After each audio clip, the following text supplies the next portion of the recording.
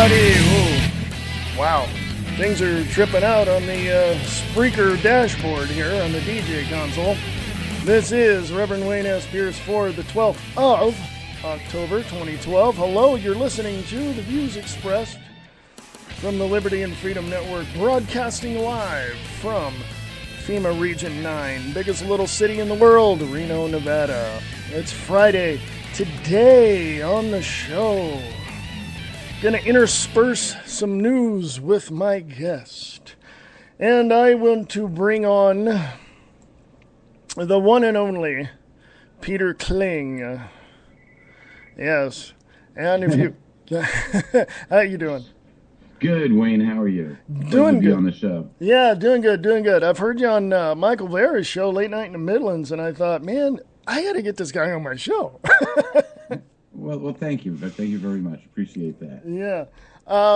We're going to go anywhere we can go today, but I being as you and I are both in this understanding of spiritual things and prophecy and all this, I wanted to bring you on to talk about how all of the prophecies throughout the centuries, even prior to the inception of Christianity, how they all relate to the world today and to the New World Order and all of that. So if you want to get into that, that'd be great. Yeah, it's interesting. I was taught the Bible from before I was 5 years old. I was probably about 4.5 when I started to learn, and what was in there, and started to learn biblical history and biblical prophecy. I didn't learn what you would call, the traditions of the church, but I was learning history, essentially, history and prophecy, and how those prophecies kind of applied in our time now. But I really didn't get a handle on the Bible until I read an interesting chapter, an interesting scripture in Job. It's in Job, the 38th chapter, and God's talking to Job, and he asks Job, "Have you seen my storehouses of snow and ice, which I have kept for the day of war and distress?" And I'm thinking, and I'm paraphrasing here, but he's asking Job, "Have you seen storehouses of snow and ice?" And now Job lived in the Middle East, and I'm thinking, what would Job know of snow and ice? And then I started thinking about, storehouses of snow and ice. Where would these storehouses be? And so I kind of played Google Earth in my mind, because this was a long time before the internet.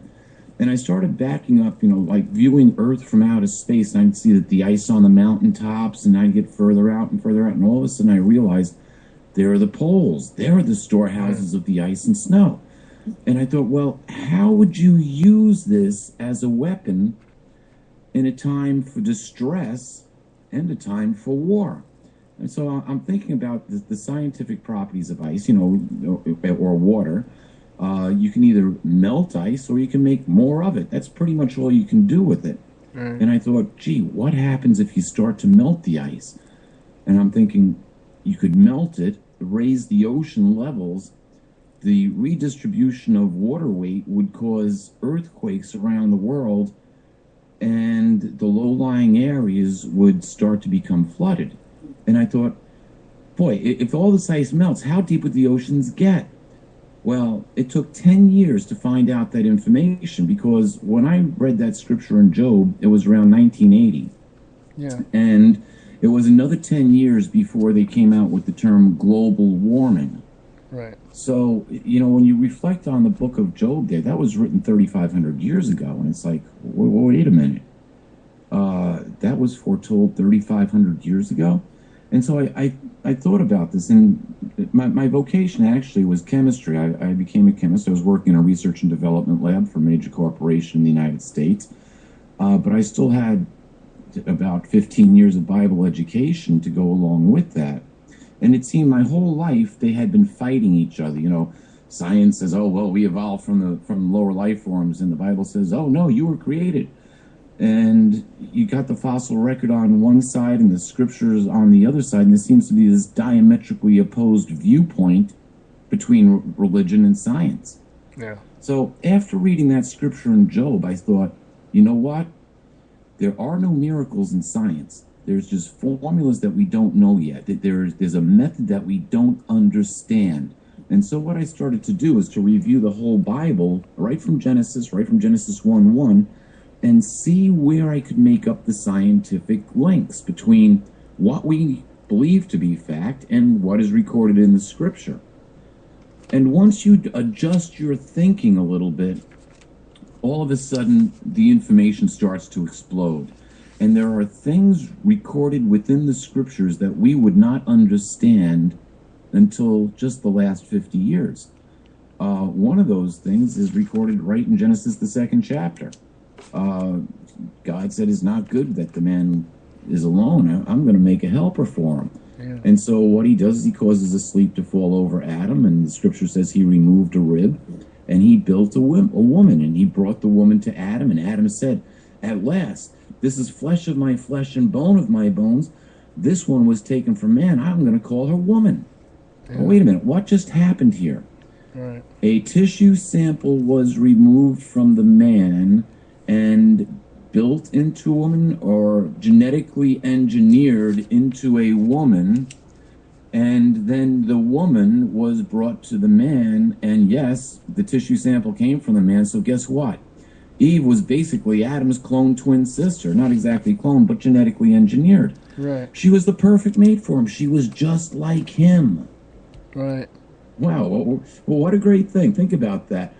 If your spouse was just like you, I mean, to our listeners, either man or woman, what if your husband was just like you? Or what if your wife was just like you? You'd be best of friends. You'd always want to do things together. You'd have a fantastic life together. Right. So it's interesting, but we couldn't understand that Scripture until we understood what DNA was. And then we would have to understand that we could manipulate or genetically change the DNA code. And indeed, we've gotten to the point where we've gotten pretty good at it. We've unraveled the whole human genome, and now we're learning, what turns on what switches and how long they turn on for. We're learning how to manipulate genetic code. Oh, yeah. So here's something that was recorded, is alleged to have taken place about 6,000, maybe a little bit longer, years ago, with the creation of humans on this planet. But it goes back even further. When you read Genesis, the 1st chapter, in the beginning, God created the heavens and the earth. Well, big bang to that. Right. And then God's active force moved to and fro over the watery deep. Now, here's an interesting thing.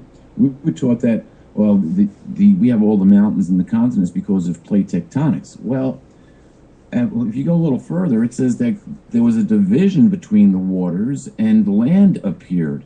And some scientists believe, hey, the Earth is growing, and if you take all the space between the continents, if you remove all that space out, all the continents fit nicely together, like one little package. Right. So, the Earth, as it says in Genesis 1:2, it says God's active force moved to and fro over the watery deep, and then after a while, there was land. And then there was stuff that was growing on the land. But there was some places where God gives a command, other places where it seems like he's doing it himself. So others are involved here. And one thing that I like to point out, after life started, and we know that, or we believe that it started with cyanobacteria, just very small little plants that grew in the ocean, and pretty much that was the way it was for about 1 billion years, maybe a little bit longer. And then we know that as the Precambrian period. Right. And then you hit the Cambrian period, and all of a sudden there's an explosion of DNA information on this planet, and scientists can't explain where all that genetic information came from. But during the Cambrian period, which was about 500 million years ago, there was actually more life on Earth, more different forms of life than have ever been here since. So life has only diminished on this planet since the Cambrian period. And when you think about that, where did all the genetic information come from? Yeah. Yeah. You know, don't tell me that the oxygen level hit between 21 and 23% and it just all happened by itself. You know, that's like an Indian family 400 years ago going to sleep in Central Park, New York, and you know there's nothing but woods on all of Manhattan Island, and then the next day New York City springs up around them. Yeah. You know, it's like, well, it just happened. Yeah, yeah. That's a good analogy. I mean, a friend of mine was talking about Egypt, and she's telling me, okay, the land there and all of that, there was hardly anything there. There were nomads. There were, you know, young groups of being, you know, human beings traveling, and then all of a sudden, within a matter of not even a millennia, huge things start growing. I'm just like, well, how'd that happen? And she goes, a little DNA upgrade, I suppose. And I'm like, well, that could be, you know. But and you know, it's interesting when you look at all of now. We don't have good history. No, I'm going to say that right up front. We don't have good history. The history that we believe is correct has been manipulated. You really, or say the history books that we learn out of in school, right? That's all been manipulated and whitewashed. And then when we can do the research and dig into a lot of background information, and there is a lot of background information on everything you can think of on the internet. You just have to be careful because some of that's been skewed too, depending on who's done the research on it. Right. When I was doing the research to write Letters to Earth, You Could Survive Armageddon, I'd look for 2 or 3 or 4 different pieces of information. You know, I didn't want to find that Professor A was quoting Professor B, who was quoting Professor C. Right. You know, I was looking for individual works on that information because you can find, you know, a lot of the same information. It all came from the same person, although it's been, you know, picked up by other people. So you have to be a little careful when you do your research. And over the past 5 years, there's been a lot more disinformation on the internet over almost any subject that you want, but more so pertaining to current events. Right. But when you start to pull this information together, the background information, you start learning other things than what was written in the history books. You know, here's a good, why do we go to war? What happened with the War of 1812? Why did the United States go to war at that time with England? Right. And the history books are really kind of vague about it. Well, England, you know, attacked the United States. They felt that we were vulnerable, and now they were going to come after us again. Wait a minute. We just kicked their butts, didn't we? Right. And now they're coming back. And who's financing this? Well, that's a good question. We live in the age of the golden rule, which says he who has the gold makes the rules. Exactly. And if you look at what happened in 1811, Congress refused to give the first Bank of America, owned by the Rothschild family, their charter. They refused to renew the charter. Yeah. And so guess what? Lord Rothschild says to the King of England, if you want your colonies back, I'll pay for it. Wow. Pretty much that's how it happened. That was the first bailout. Well, you see, we bailed out of that system, and we were smart to do it. Yeah. Now, unfortunately, we didn't like war all that much, and in 1815, the War of 1812 was over, and in 1816, guess what? Yeah. The Second Bank of America, owned by the Rothschild family, was given a charter, and that stayed in place up until Andrew Jackson. And finally, by the end of Jackson's term, I think about the end of his first term, maybe getting into his second term, he finally got rid of the bank. He got rid of the federal bank here in the United States, and it didn't come back until Woodrow Wilson. Right. So, and it's very much controlling us today to the tune of $16 trillion in debt. Yeah. So, you know, we have a very skewed history, and something that even skews it more are the academics. Oh, yeah. You know, if you don't have something which fits into the academic paradigm of what they say it should be, they'll be the first ones to kind of condemn you to hell or nail you to the cross, so to speak. Oh, yeah. Yeah. You know, so if it's not what they believe, it's questionable. Mm-hmm. But now here is a good example. The Sphinx we were told it was made by one of the pharaohs of Egypt. And I love this. Dr. Robert Schoch, for those of you who don't know Dr. Robert Schoch, look him up on the internet. He's a geologist. He's also a professor at, I believe, Boston City University.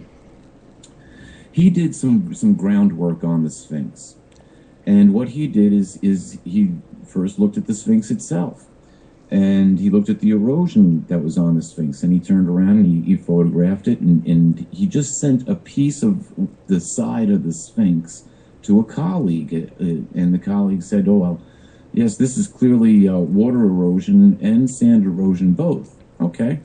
And then Dr. Robert Schoch said, "It's a picture of the Sphinx," and his colleague said, "Well, you can't quote me on what I just told you. I'll deny it."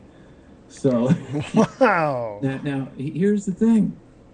Whenever the Sphinx was built, it had enough water erosion or enough rain on it to cause water erosion. Yeah. Which means that happened prior to what we are being told. And Robert Schoch dates the Sphinx to be between 7 and possibly as much as 15,000 years old. Yeah. That goes way before the Egyptians. The Egyptians didn't come on the scene until about 4,000, not quite 4,000 years ago, but close to that. And so now we're already being lied to. We know that by the Sphinx. Now, interestingly enough, Dr. Robert Schoch went around the Sphinx with ground-penetrating radar. And he said, hey, under the Sphinx left paw, there's a cavern down there and something exists. Well, he reported this, it's got to be at least 7, 8 years ago. And there was this big speculation because Edgar Cayce said that pretty much the same thing, that there were chambers under the Sphinx and that we would find some very important writings there. Yeah. And the people in Egypt just turned around. Dr. Zaharia Hawass just said, "Oh no, it's all a wives' tale. Nothing's there. Nothing's there." And if you look, it's interesting. Robert Schoch said it's about 25 meters down that this chamber was, and then all of a sudden, few years back, they were pumping water out from under the Sphinx. Yeah. And they had Dr. Hawass there, and Dr. Hawass says, "Oh, you see, there's nothing here. We're drilled into the actual stone of the earth, and we're 15 meters down, and there's no chambers. We haven't encountered any chambers or anything like that." Well, at 15 meters, you wouldn't, because Robert Schoch said 25. Yeah. Then after that, there was a Red Bull stage set up in front of the Sphinx. Interestingly enough, Red Bull, the sun and the bull. Yeah. And this event never seemed to go away, or never seemed to happen either. But finally, one day that event did happen. And then after the event, we were told by Dr. Zaharia Hawass that, guess what? There's chambers under the Sphinx. And but they didn't find anything. Wait a minute. You found the tomb of Osiris, and it's empty? Yeah. Come on now. Yeah. So you see, whatever was there. Now, interestingly enough, I've got a friend. I got a friend who has a friend who was actually on that at the Pyramid of Giza. He was on a different dig there, and he said that there was some pretty shady things going on with the Pyramid of Giza. Or actually out in front of the Sphinx. I knew about this archaeological dig long before they ever made the announcement. And whatever they brought up under there was put into a containment area under guard, and then it was smuggled out at night, according to what was said. But nobody knows what was taken out. Somehow, in all of this, 6 people were killed. Wow. So that's, it was never reported. There's only some basic information that you can dig out on the internet, but I had a source which had a connection to the source. So I kind of got the inside track on it. It was a few months after that. The gentleman who was on the dig over there, who would never give his name, he was on a radio show with 2 other people, and they were saying, yeah, they took stuff out from underneath the Sphinx, from the tomb of Osiris, and they're not telling anybody what it is.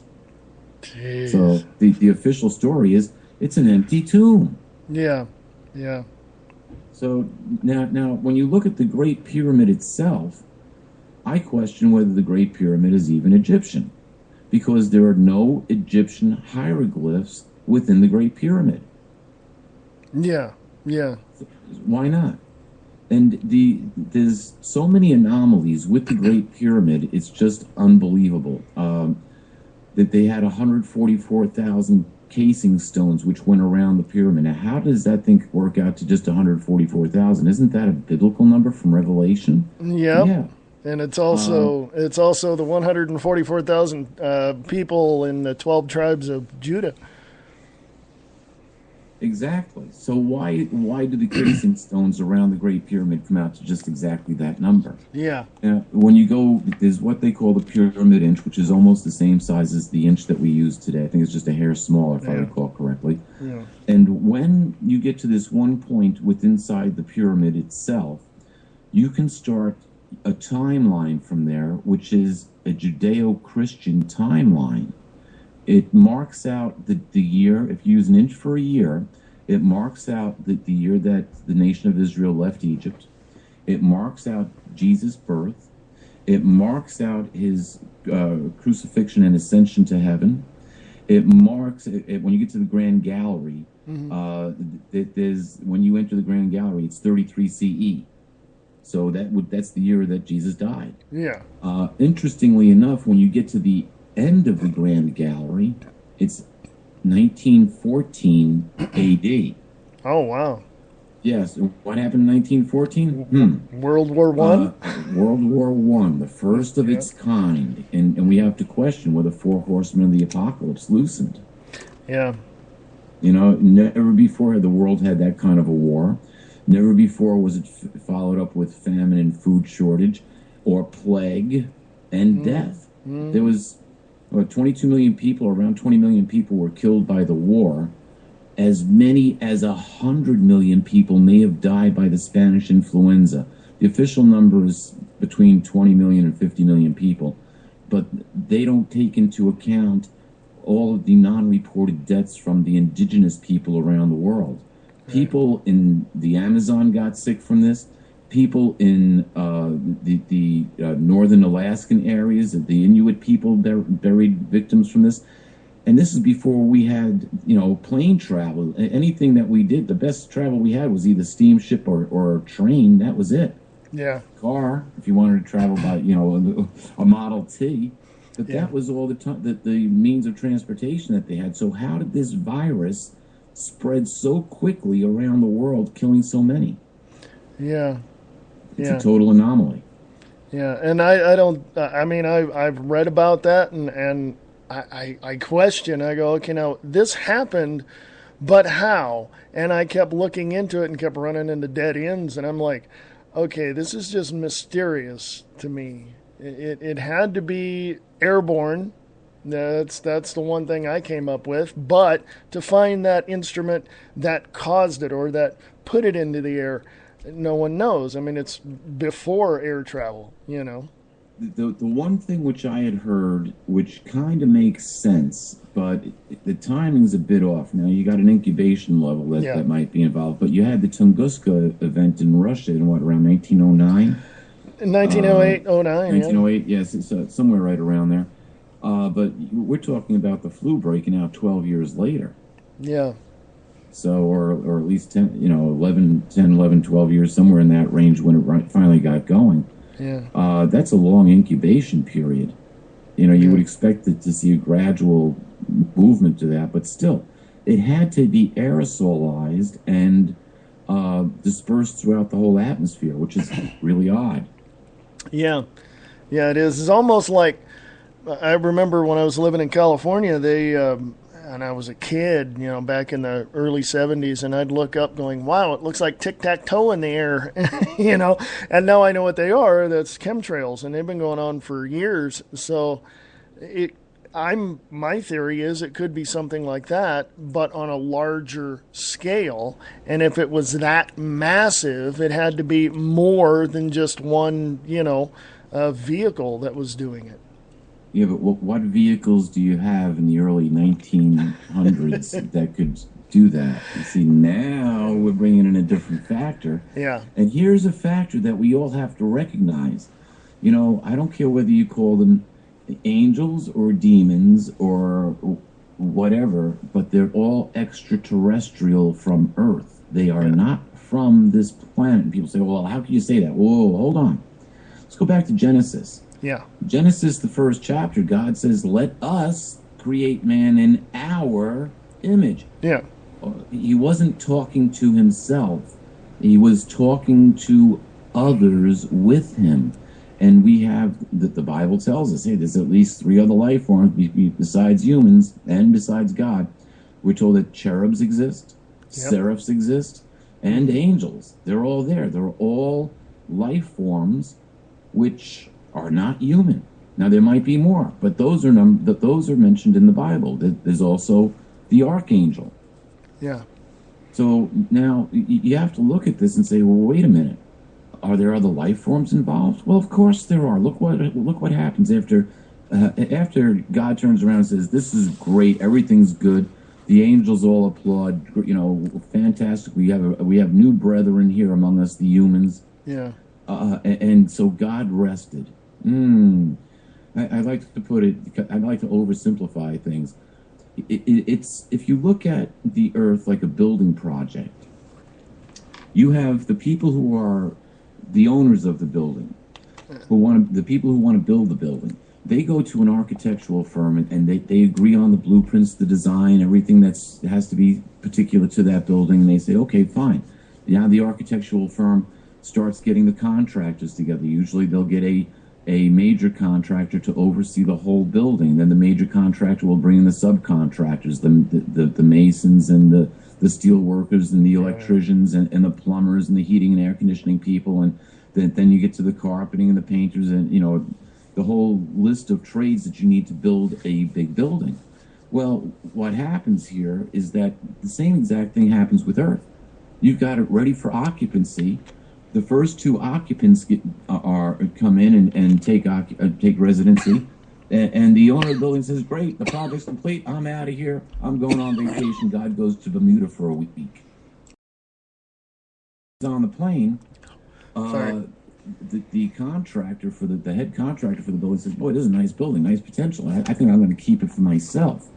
And the contractor's name is Lucifer. Oh yeah. So you know. Right away, we've got another life form that's involved here. When we get to Ezekiel, you can kind of decode that Lucifer was considered the covering cherub of Eden. Yeah. So he was an angel or an angelic life form, a cherub, who was to cover or protect Eden. Yeah. And so now, guess what? The canaries left at home with the cat, and the owner left the house. So what happens is that we get this little story that tells us about this tree of duality, as I like to call it, the tree of knowledge of good and bad. Yeah. And I sat down with the genetic engineer one day, and I said, "Let me ask you a question. If there was a virus within this fruit that erased part of the DNA, is there any way that we could possibly know?" And she sat and thought for a couple of minutes, and she said, "No, not at all. If it was erased, there's no trace of it." Well, interestingly enough, we're told we have 12-strand DNA, and only 2 strands are connected, and there's a lot of junk DNA that nobody knows what to do with. Right. Well, wait a minute. What makes you think it's junk DNA if it's been installed? Maybe it's just not connected, and the connectors got erased. Yeah. Much like a computer has things in it that we have junk files or recycle bin or whatever. And if there was something of a genetic code that would be replaced or put back in, the missing code, if you will, and I would believe in that theory, it would just connect everything, and we would be a lot better than what we are now. Yeah, you know, if you think about it, hey, if we connect all that genetic information together, maybe we would be different somehow. Yeah. Maybe we would be more advanced. Maybe we would be more loving and caring. Yeah. We don't really know, but there's an interesting thing that's about ready to happen, and well, it's actually already happening, and that's the photon belts. We'll get to that a little bit later in our discussion. Yeah. But, you know, getting back to this little Garden of Eden story. Oh, yeah. We have what the Bible calls the devil or Lucifer. inducing human life forms to, quote, sin against God, eat from this tree, which maybe destroyed part of their genetic information. And because the genetic information was erased, guess what happens? Yeah. It's not going to be passed down from generation to generation. Yeah. And so everything starts going askew. And the first thing that happens is that that genetic information, which is damaged, now starts to end the capability of our living indefinitely. Scientists don't understand why we die, because our body rebuilds itself every 7 years, and our brain rebuilds itself every 10 years. So if you live to be 50 years old, guess what? You're working on your 8th body now. Yeah, exactly. And I'm 50. There you go. You're working on your 8th body. Now, I bet you your 8th body doesn't look as good as your 3rd or 4th body did now, does it? No. And that's really odd, because coming from an electronic background, also from doing a lot of audio recording, and of course having studied different religions and societies, I kind of put the two together, because when you're recording, remember years ago with the cassette tape, you take a record and record that. But if you took the recording itself, not from the original, it would degrade after a while. And in the genetics of our system, as we, keep going, it's not rebuilding as efficiently as it should, or as thoroughly as it should. So then our body then begins to decay, and we don't stay looking like we were 20 or something. So yeah, but you know what's and I'm sure you'll agree with me on this. My mom does, and she's older than I am. Good thing too, right? When you get older, it seems mentally you get to about the age of 30, and you don't seem any more mentally older. I was talking to my mom about it, and she's in her 70s, and she said, I think like I'm 30. Yeah. And I say the same thing. I'm in my mid-50s. I think like I'm still 30. Yeah. The body doesn't want to follow the thoughts sometimes, but that's besides the point. So we get into this mentally stuck range of thinking that we're still 30 somehow, and our bodies keep aging, but our consciousness doesn't want to. It likes being 30. Yeah, it does. It does. I'm gonna take a little break here, like 3 minutes. It's not that long, just 3-minute break. And we'll come back and we'll finish up that thought. And I love the Garden of Eden, because I'm going to stay on that as well, because to me, I look at that whole beginning of where it took the information from spirit. It went from that, and we lost that due to some virus being installed into the system. So looking at it from that computer metaphor, we'll talk about that too.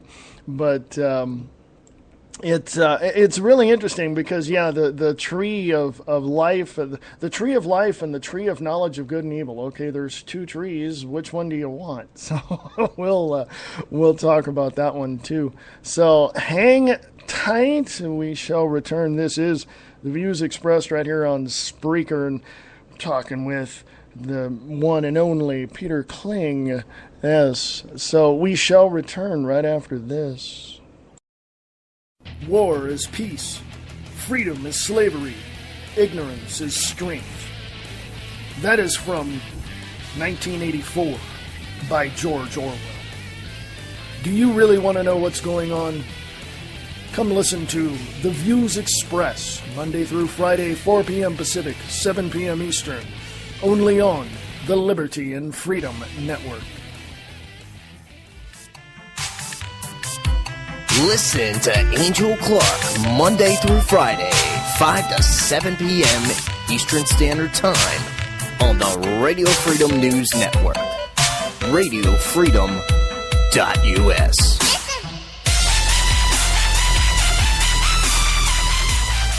Hey, BK, how's your show going to be any different on KTRNradio.com? Well, Jay, I want to make it more upbeat and more informative. Wow, that sounds good, BK. That BK Show, now every morning at 9 a.m. Pacific Time on KTRNradio.com. New time, new station, but the same BK. It's 106 miles to Chicago. We got a full tank of gas, half a pack of cigarettes. It's dark, and we're wearing sunglasses. Hit it. Do you wear your sunglasses at night? Well, maybe you do some other crazy things too. Why not add The Sandy Fox Show to your list? You can find me on Spreaker.com, Icecast.org, and TuneIn.com. Fox out.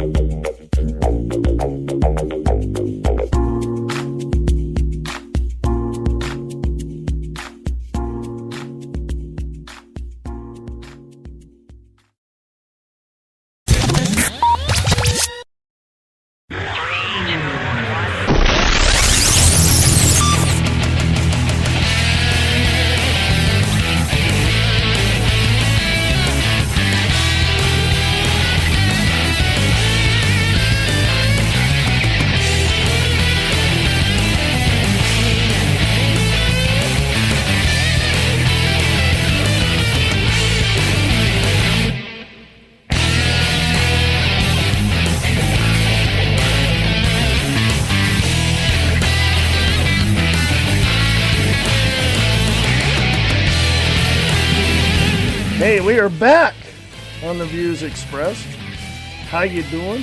Hey, we have Peter Kling here from peterkling.com. Is that right? That is correct. Right. PeterKling.com is my website, and the book that I wrote is Letters to Earth, You Can Survive Armageddon. Yeah. We're going to get into some really good parts of it here in just a little bit. I've got it on the website. If you want to download the PDF file, you can do that tonight and listen to it. And you can also find me on Facebook. I keep up with a lot of the world events that are going on, and let's face it, we live in difficult times, hard to deal with, just as the scripture says. Yeah, I try to talk to people about, the chemtrails, about tyranny, about TSA, and about how they're on the streets now. Here in Reno, I don't know about where you live, but here in Reno, we saw a Federal Protective Services Homeland Security Police. Why? I don't know, but obviously they're here, so, that kind of freaked me out. And here we have Jonasquagas Nugget, big casino, big famous casino here, and right next to it, next to a bus terminal, there's a sign on a street light that says Free Speech Zone. From what I found out, you just stand right there and out of the way of everybody, and it's just, I thought free speech was all over the United States, not just one little patch of ground.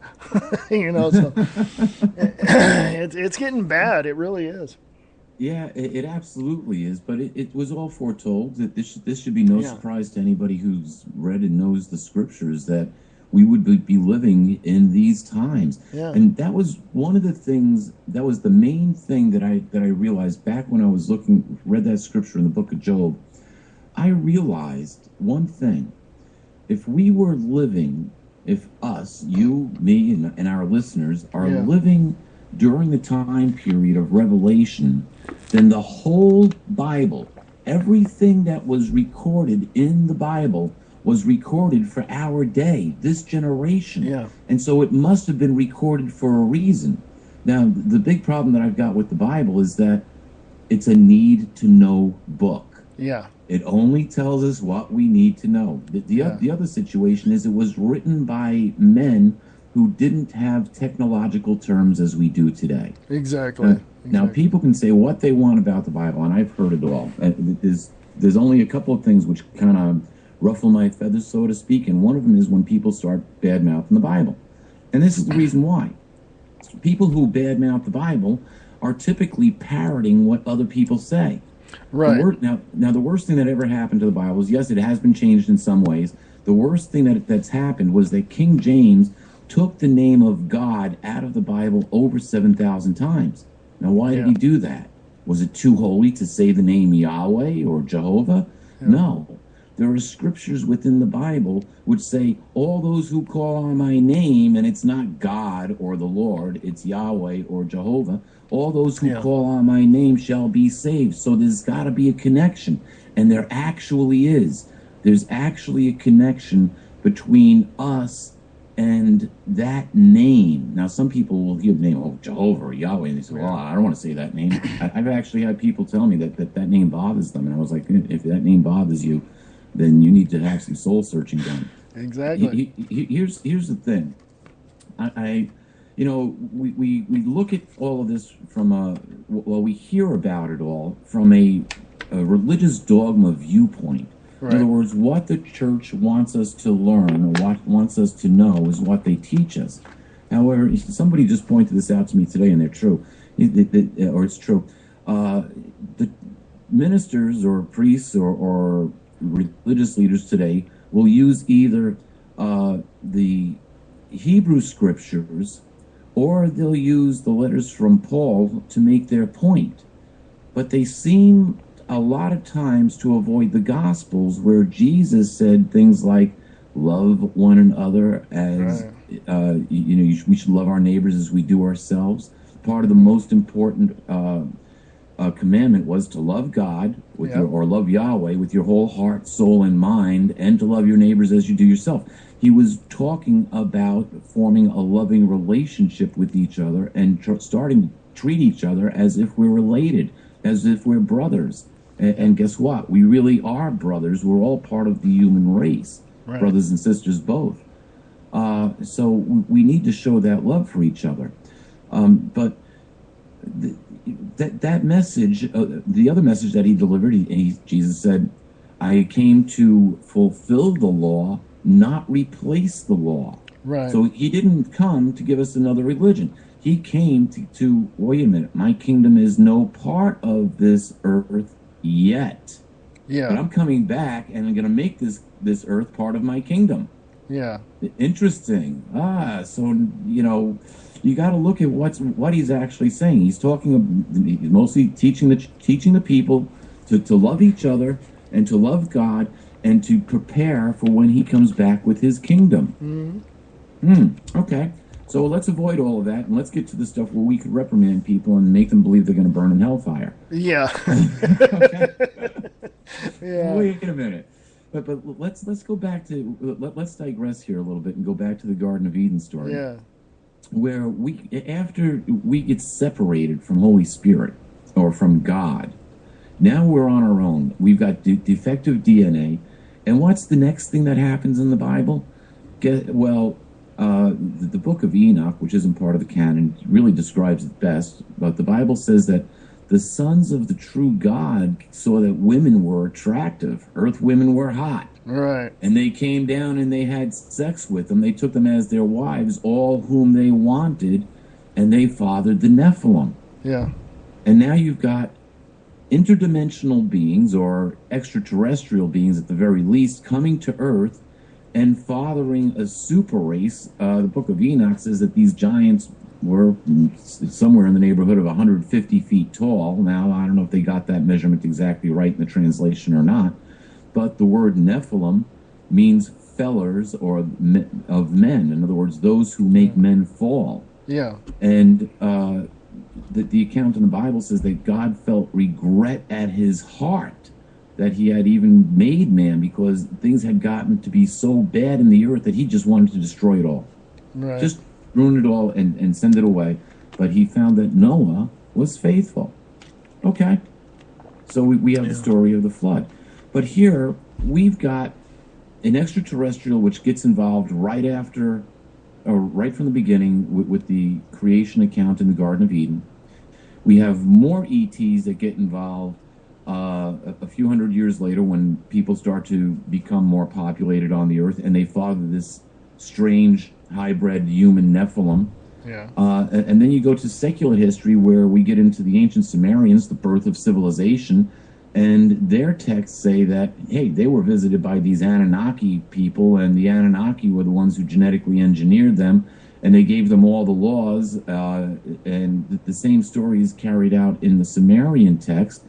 But it's interesting, they gave them religion and government as part of the law. Yeah. And so we have the birth of civilization with religion and government as what? The two biggest controlling factors in people's lives today? Exactly. Before that, there wasn't religion. No. God gave one commandment. He said, be fruitful, become many, and fill the earth and have everything in subjection to it. Yep. Now, the thing that separates humans, now remember, we were made in God's image, but the thing that separates humans and what makes us so special is that we can create in the image of God too, by having children. Right. That makes us unique. Because no other life form can do that. Only humans can do that. So we have a very privileged position as being children of God and co-creators to make other children of God. Right. And so when you look at it from a family standpoint, everything works together really nicely. Yeah. Now, here's something that I sat down and I contemplated. This took me 2 years to figure out. Actually, a lot longer than that, because I've wondered, who's God? Ever since I was little, who's God? Who's God? Is he this old man that, rides on clouds and has long white hair and a long white beard and likes to listen to harp music? So I finally one day I just started thinking of this in all the different contexts that I could, and I went back to the very basics of physics. And I said, well, listen, if you cannot create nor destroy energy, but only change its form, and Revelation says that God is the Alpha and the Omega. Yeah. It says, before me there was nothing, and after me there will be nothing. Well, wait a minute. There's got to be something, because you can't destroy energy. Exactly. So if both statements are true, then at one time what we consider to be God or Yahweh was all energy in its most pure form or state. Now think about that. Right. Pure energy. Scientists tell us that our universe is expanding at such a rapid rate that one day it'll pull itself all apart. Kind of like when light goes in, or something goes into a black hole, it condenses it down to nothing. Right. Well, just the reverse is going to happen. It'll actually start pulling apart the galaxy. The galaxies, it'll pull apart the stars. The Earth would be pulled apart. Everything would be pulled apart right down to past the atomic level. In other words, hydrogen would be ripped right apart. Carbon would be ripped right apart. The atoms themselves would be ripped apart. What are they going to be ripped apart into? Pure dynamic energy. Exactly. So, Neil deGrasse, I think, from the New York there, he said the same thing. And also, I think I heard Michio Kaku talk about the big rip. And that's what you're talking about. It's funny. A few years ago, it was shortly after I had my book published, I had the opportunity of meeting Dr. Kaku. And I was having kind of a conversation with him based on string theory and God. And here's the premise. It's funny, at the time he told me philosophy's down the hall, but here's the premise. If nothing existed but pure dynamic energy, what changed that pure dynamic energy into a 10 plus dimensional multiverse? Because it's not just our 3 dimensions here on Earth. There has to be at least 10 dimensions for us to even exist. There's got to be 7 other dimensions plus time for humans, for the Earth, for our universe to even exist. Yeah. So what was it that changed this energy? Something had to be the catalyst. And I can only come up with one viable answer. This energy, this pure dynamic energy, had to be conscious, had to be intelligent. We know that because we're conscious and we're intelligent. And this pure dynamic energy came up with a concept, fantastic concept. It was the concept of love. Yeah. Think about it. The more love you give, the better you feel. The more love you get, the better you feel.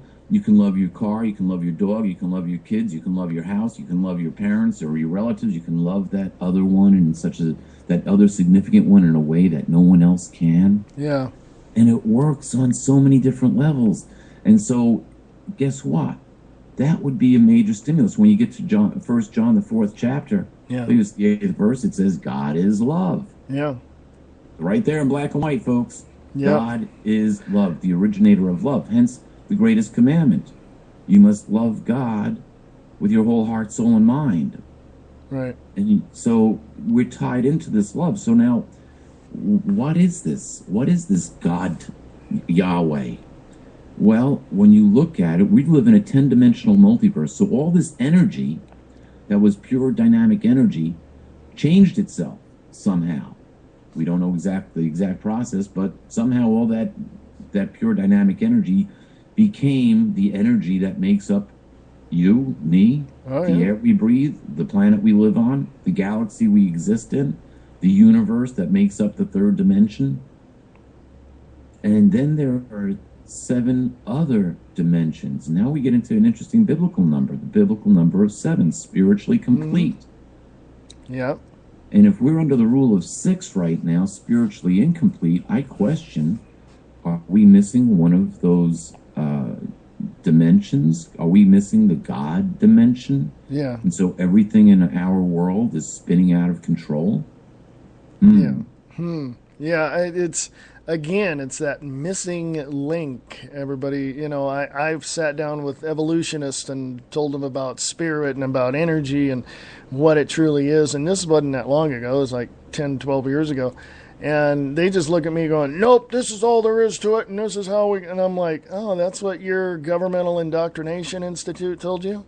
And they get all huffy and walk away. Yeah, and it's interesting. Now science is believing that the Earth is a conscious life form. Yeah. And they've even expanded that to the universe being a conscious life form. Well, remember, there's 7 other dimensions besides our 3. That means the whole 10-dimension pie is a conscious living being, a conscious life form. Now, here's the interesting thing. If you look at what string theory says, well, string theory says a bunch of things, but according to string theory, those other 7 dimensions are within the 3 dimensions that we exist in, which means that, guess what? God is within us as much as we are within him. Yeah. So we coexist. And to exist without Yahweh is death.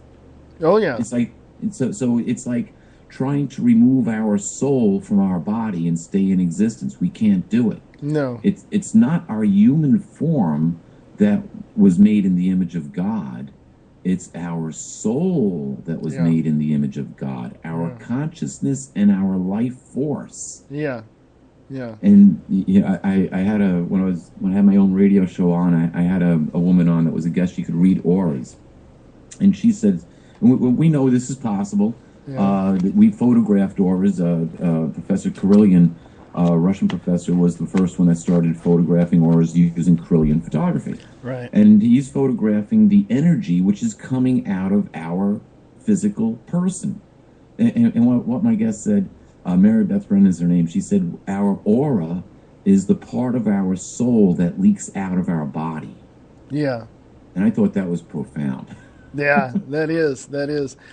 I mean, when we look at the spirit, when I started studying the Bible and I read, the New Testament twice and I read the Old Testament up to 2 Kings, and it got kind of boring after that, but it's like that begat this, that begat that. Yeah, the begats always do you in. I know, exactly. Exactly. When I look at, it says, in the beginning God created heaven and earth. Now, I was at a Bible bookstore many years ago here in Reno, and I saw it wasn't even a translation. It looked like the 1611 edition, and I read that part, and it said earths as in plural. And I'm like, oh, that's interesting. And I began to research that, and I found out that during the translation process or the publishing process, they took that out. And I'm like, okay, why is that? So that when you talk about different dimensions, I'm like, well, that's interesting, because that coincides with what I found out 20 some odd years ago when I read that in the Bible. It was kind of neat. Yeah, now, let's just go back to, is the Bible still reliable?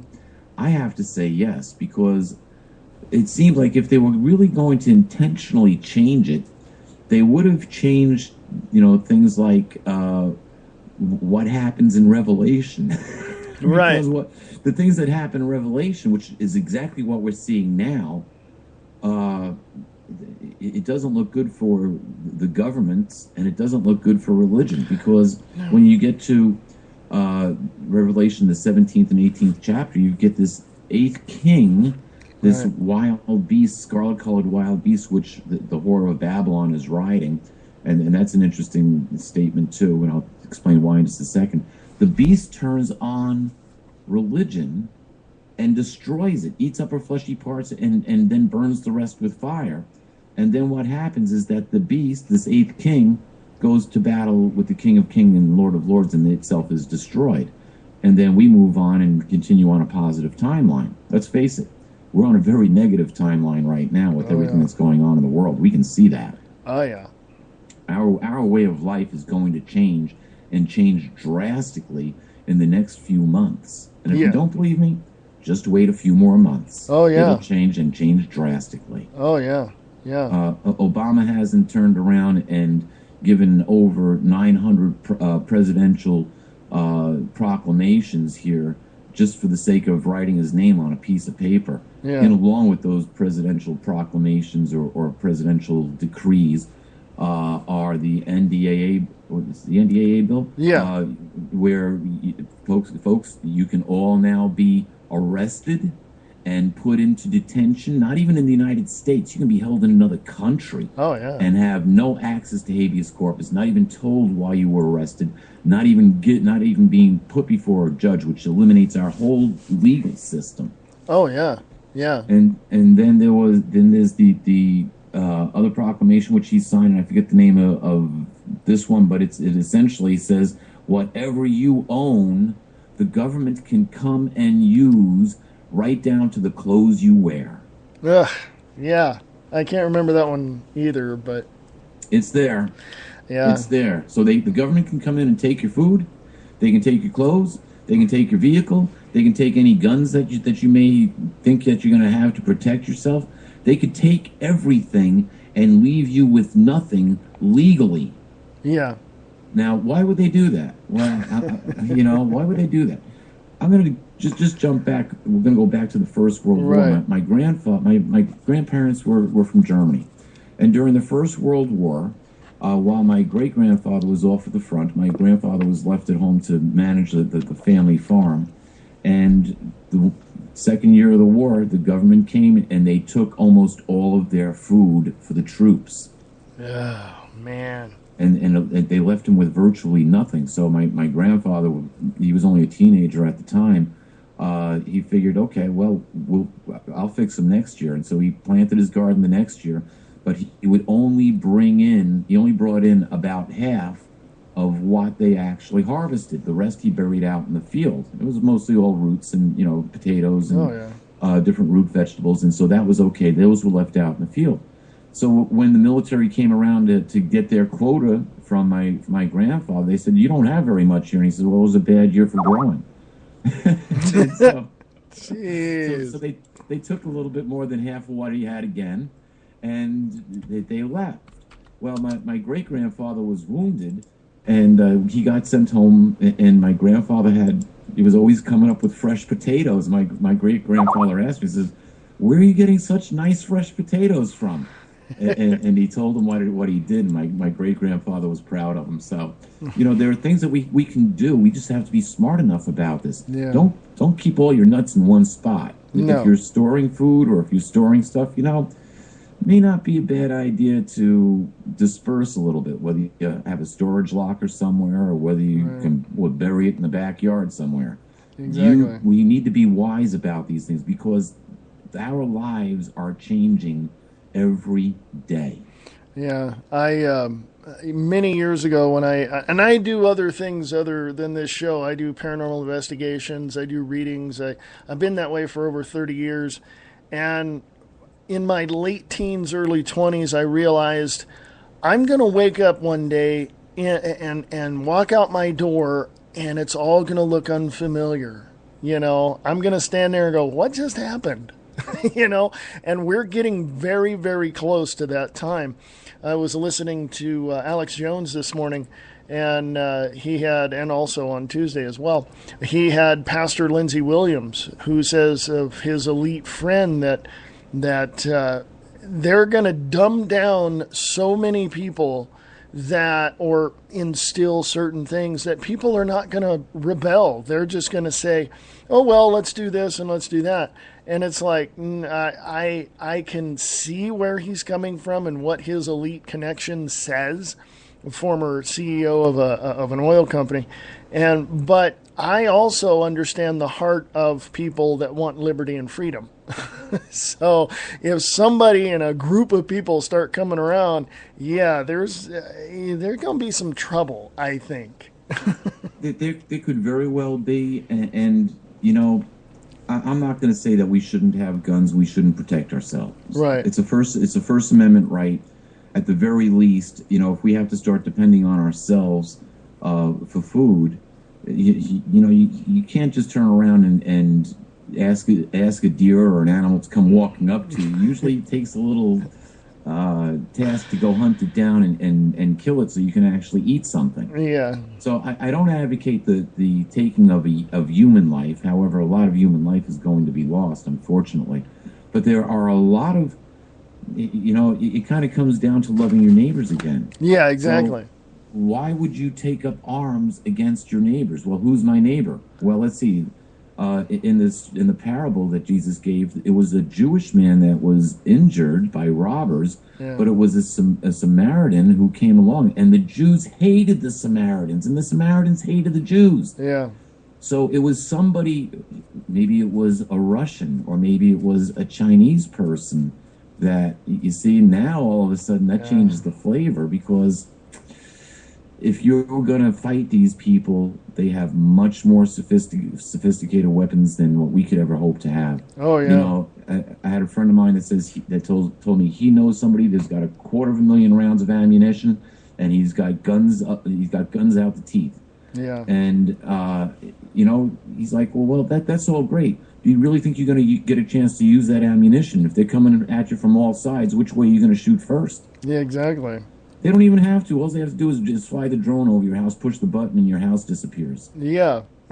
And they're doing that now. I mean, there's congressmen that are going, yeah, we want the drones. There's a sheriff officer that said, yeah, he wants the drones to peek into houses. I'm like, well, yeah, they got thermal and infrared and all that. Yeah, they can do all that. And I've seen the technology living in Stockton, California, and it's already there. All they got to do is get the okay from from the government and say, yeah, do it. You know, it's.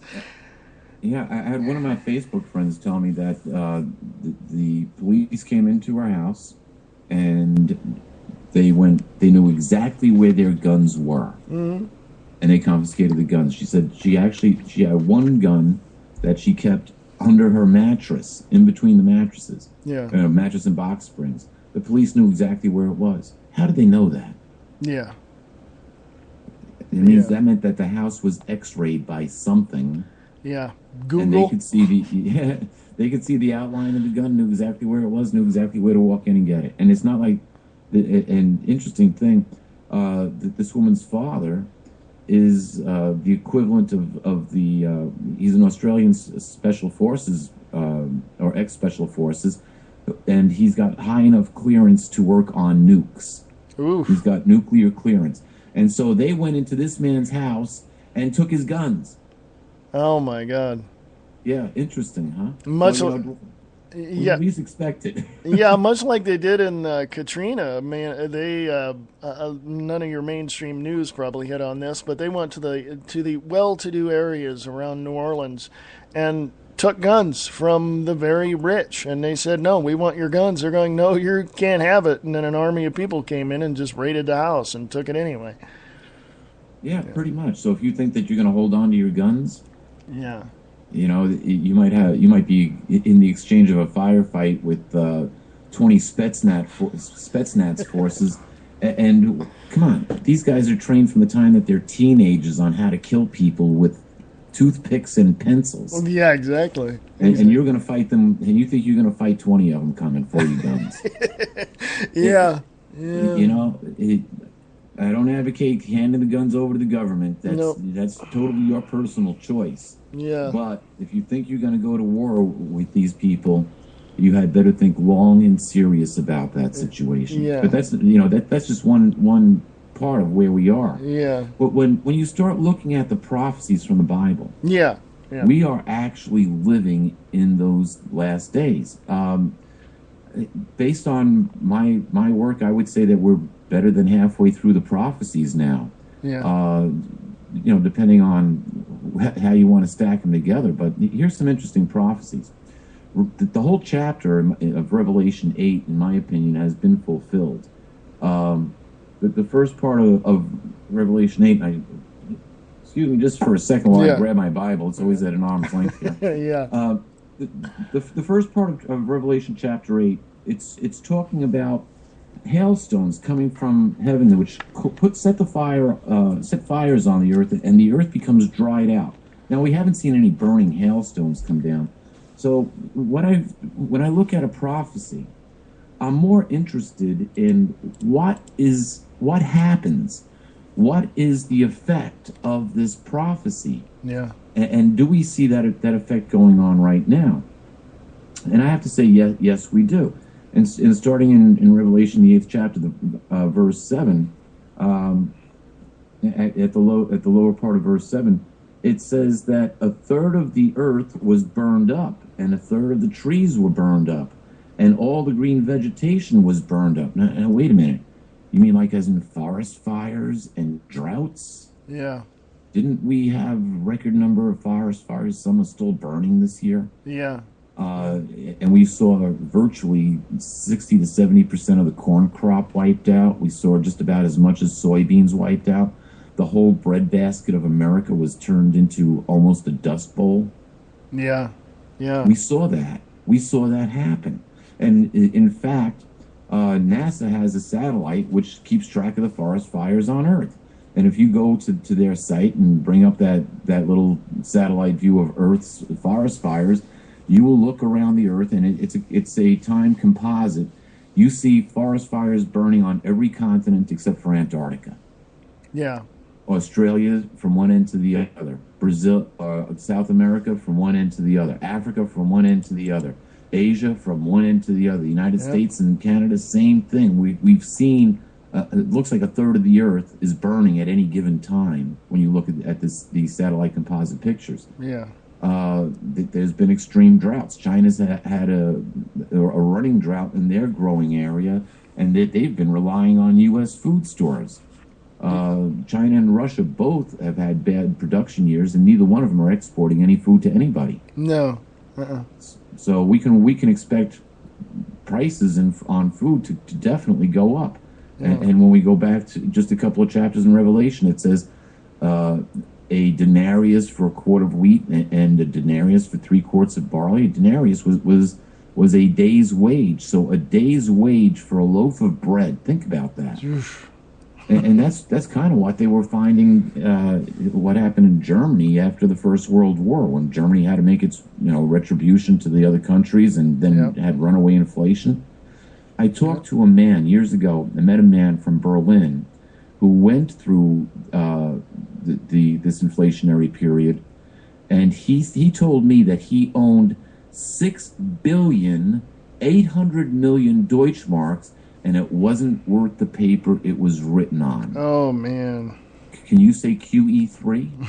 Yeah. Yeah, infinite QE. Yeah.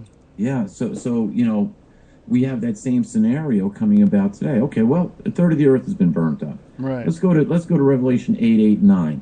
It says the second angel blew his trumpet, and this is what John sees. And something like a great burning mountain a great mountain burning with fire was hurled into the sea, and a third of the sea became as blood, and a third of the creatures that are in the sea, which have souls, died, and a third of the boats were wrecked. And BP and Halliburton got blamed for it, and we had the Gulf disaster, right, where we saw oil deposits on the surface of the water, massive oil deposits that looked like the blood of a dead man. We saw the birds and fish being washed up on shore, covered in oil.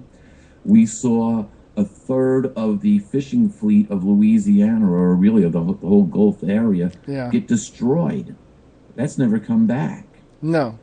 And the propaganda that's out there is showing, oh, it's great, you can come down. No, you can't. Yeah, they spray detergent on it, Cortex. Yeah. And they sunk it all to the sea floor. And now we can scrape it off the corals at 20,000 leagues. It's an abomination to what happened to the earth and what happened in the Gulf oil disaster. And that's just one oil disaster. Yeah. But look, it affected this everybody saw it. It starts off with this thing that looks like a burning mountain, which was this huge oil platform which sinks into the sea. Yeah. So that one's been fulfilled. Okay, let's go to the next one. And a lot of people misconstrue this, Revelation 10 and 11, where it says, and the third angel blew his trumpet, and a great star burning as a lamp fell from heaven, and it fell upon now pay attention, it fell upon a third of the rivers and upon a third of the fountains of waters, and the name of the star is called Wormwood. Yeah. And a third of the waters were turned into wormwood, and many of the men died from drinking the waters because these had been made bitter. Reverend Wayne, do you know how to say wormwood in Russian? Chernobyl. Exactly. And wouldn't it be a coincidence if Fukushima was the Japanese equivalent? Yeah. Now, I was just thinking about that. Fukushima blew up and melted down and all of that, and they're trying to fire up the two reactors they shut down, and everybody's going, no, we don't want those fired up anymore. But it did. Now, did it not get into the ocean and go over into the jet stream and fly around the world? Indeed, it has. Yes. The whole northern hemisphere has been contaminated with Fukushima radiation. As a matter of fact, this is probably one of the biggest abominations ever to come about. Oh, yeah. I've heard several reports coming out of Japan that children who are born with birth defects are instantly being killed. Wow. Yeah, they're being terminated right at birth. And you don't hear those things, but there's been a couple of reports on it. Yeah. The other thing that you don't hear about is the amount of death that Fukushima has caused in the United States. 6 months ago, it was believed that over 100,000 people in the United States died as a direct result of Fukushima radiation. Infant mortality in some cities in the United States on the West Coast is up 40%. Yeah. How do you turn around and deny those numbers? And I just read 2 days ago that the whole western part of the United States, as far getting into New Mexico and that area, they're experiencing between 1 and 300 barcules of radiation are falling, and anything over 100 is deemed dangerous. Yeah. Now, the other thing, Fukushima actually may have been the result of weapons like HAARP and a nuclear detonation off the coast of Japan. Yeah. A lot of the seismographs around Japan didn't reflect that 9.0 magnitude earthquake. That they reflected something a lot lower. There's no real damage. No buildings came down during this earthquake. The only major damage, was caused by the tsunami. Yeah. Now, early on, they said that there was actually 2 reports. 3 days after the Fukushima quake, I had read an article written by some scientists that noticed an anomaly in the ionosphere. It was a high energy spike in the ionosphere, the same time that Fukushima was having its earthquake. And they said that earthquakes cause this anomaly in the ionosphere. And I'm thinking, I wonder if these guys ever heard of HAARP. Yeah. So it's very possible that HAARP was used. Now, for those of you who don't know HAARP, H-A-A-R-P, look it up on the internet. It's the High Altitude Aurora Research Program. It's a 1 billion watt sound generator or power generator where they can bounce 1 billion watts of energy off of the ionosphere, kind of use it like a slingshot. And when they transmit the right level of hertz between 2.3 and 2.5, that is the same frequency that plates cause when they slip past each other. Just as they are about to slip, they hit 2.3 hertz, and then you have an earthquake. Yep. And so you can't rule out HAARP. Right, a few days later, after that report, they were saying that they were finding radioactive sulfur, and they're saying, well, the seawater must be leaking into the reactor, and that's what's causing the radioactive sulfur. Well, wouldn't you get radioactive sulfur with the nuclear detonation under the water? Yeah. Yeah, you would. So, we eliminated, or somebody eliminated, the second most powerful, economically powerful country in the world. The United States is still the first. Japan was the second. Now China's the second. Yeah. So we essentially took out the economy of Japan, or somebody took out the economy of Japan. It's been linked back to part of the Bush folks. But that's an awful hard stretch to make. There's inside accusations on this, and that the Bush family was trying to extort the Japanese emperor, and well, who knows the real story. But you know what? Fukushima happened, and Fukushima has contaminated every part of the United States. The French, about a year ago, did soil samples. This is a year ago. Yeah. They took soil samples from around the country. And every soil sample they took, whether it was California or Florida, it didn't make any difference, all had Fukushima radiation in it. So what's happened in the past year? This has been allowed to go on for a year and a half now, that Fukushima has just been belching out radiation, ton of it after ton of it every day for a year and a half. Actually, let's see, today is the 12th. Yeah. For a year and a half today. Yep. So why? Now, what's happened? People who drink the waters from that are contaminated with radiation, are they themselves going to get sick or not? Obviously, they are. Yep. So the rivers, the fountains, which would be the drinking water, have all been contaminated by either Chernobyl or Fukushima. So Wormwood has happened, and Wormwood's over. Yeah. If you go on to the next prophecy after that, it talks about, I just closed my Bible, I should have kept it open a little bit longer. Revelation 8, let's see, we're up to, get right to the right page, up to the 12th verse, and it says, another angel blows his trumpet, and the result of this is 1/3 of the sun was smitten, 1/3 of the moon, and 1/3 of the stars, in order that 1/3 of them may be darkened, and that the day may not have illumination for 1/3 of it, and the night likewise. And chemtrails block about 1/3 of the sun. Exactly. So, guess what? That takes care of Revelation 8. Let's move on to Revelation 9, and it's funny. Well, it's not funny, because Revelation 8:13 ends this way. Woe, woe, woe to those dwelling on the earth, because the rest of the trumpet blasts of the 3 angels who are about to blow their trumpets. Things are going to get a lot worse. Woe, woe, woe for the earth because of these next 3 trumpet blasts. The next one hasn't happened yet, but it can't be far off. And this is where it says a star falls from heaven, and he's given the keys to the pit of the abyss, and he opens it and unleashes some sort of a plague on the earth. Yeah. So now, is it a plague of, when you read the account, in Revelation 9, you have to scratch your head and wonder, is it a plague of extraterrestrials or is it a biological plague? It's hard to say. Yeah. So keep your eyes peeled. If it was, I know if we were talking to Warner von Braun would probably say it's the aliens, because the alien card would be the last card they are going to play. And this goes right into what's happening with the Olympics in London and all of this, and of course Operation Bluebeam, which is said to be a false flag of alien intervention or invasion of Earth, and basically the elites in the New World Order and all those folks are going to use that to scare us half to death, and then just come in and scoop us up, you know.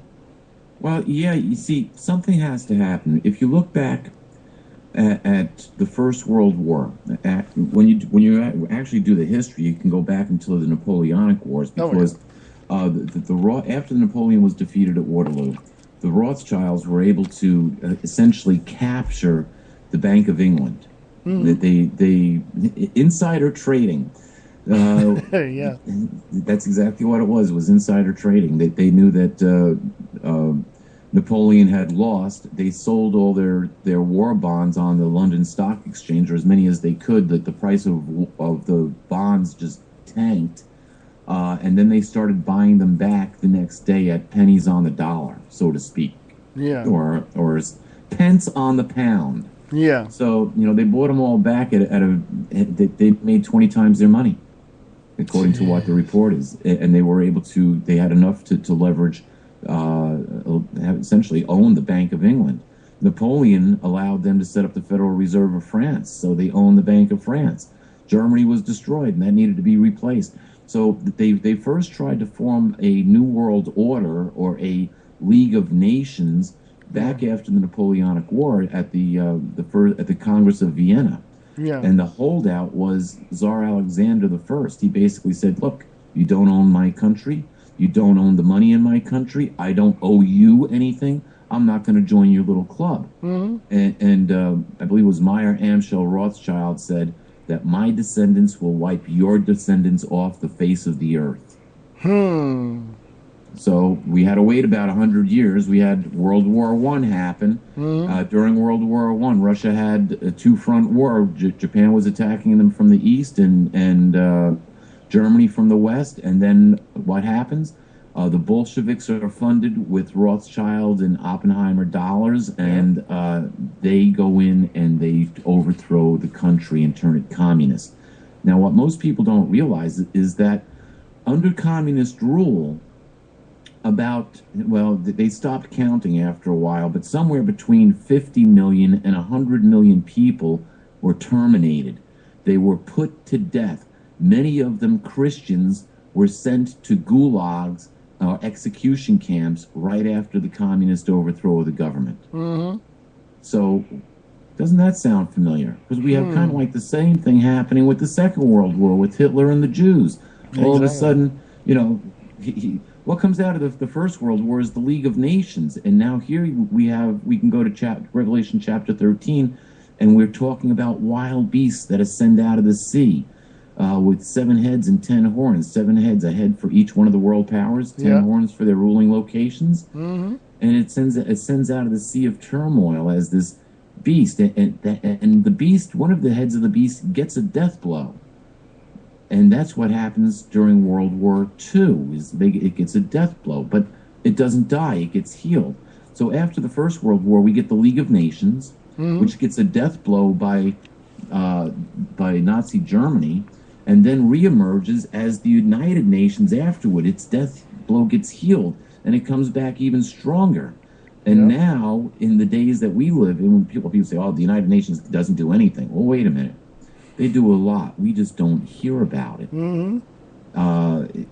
If you look at what the United Nations is involved in, a lot of it, most of it is all third world country stuff. Yeah. And so... I was going to say, didn't they partner up with, or one of their very influential people in there partnered with the Rothschilds at the beginning of the partnered with the Rockefellers to say, we need something in your country because you're becoming more powerful than we are. So, of course, Daddy Rockefeller donated the land where the current United Nations building sits. Oh, yeah, absolutely. And you see, this is all part of the family of the ruling rich elite. Exactly. I don't know what it is now, but when I was writing Letters to Earth, the research that I came up with was that the Rothschild family controlled over $500 trillion. Yeah. So, it's like, I kind of feel like, what's the Oliver Twist? Thank you, sir. May I have some more? Exactly. Exactly. When you're in debt to the tune of 16 trillion, with somebody who's got 500 trillion, hey, could you lend me another trillion? Sure, we can. We can create that right out of air for you. Let me just type it on my computer. Yeah, we'll just tack another couple of zeros to the national debt. Go ahead. Yeah, so we're under this control of these wild beasts that are backed by, well, they influence the world governments, but they're backed by the rulers of the world. Yeah. They're backed by the Vatican. They're backed by the Crown. They're backed by Washington. And let's face it, when the United Nations says boo, the United States now says, where do you want me to say it? Yeah. The United Nations says jump. How high do you want me to jump? Well, you guys need to sign the Law of the Sea Treaty. Yeah. Well, they still can't get that through the House, but boy, Obama was trying like mad. Yeah. Agenda 21. No, they still couldn't pass Agenda 21. The Small Arms Treaty. Yeah, we don't want to be part of the Small Arms Treaty. It goes contrary to the Constitution, so that wasn't passed. Agenda 21 they did pass. Yes. And Agenda 21 is being carried out now. As a matter of fact, I know of 2 incidences, one on the East Coast, one on the West Coast, that they're examining the states right now for what areas they want to keep forever wild. And if you own a large parcel of land, you could definitely sign it up for a part of the heritage program under Agenda 21, where that land will never be built on. You can still maintain control over it, so they say, and you'll get the tax deduction from it. But it now belongs to the United Nations, essentially. It might still be in your name, but guess what? It belongs to the United Nations as part of United Nations territory. And that's going on from East Coast to West Coast, and nobody's paying attention. It's, from what I understand, and through Alex Jones and some other research I did, that process of taking that land, I think they're starting to do it with the campgrounds, like KOAs or just the normal campgrounds that we usually go to.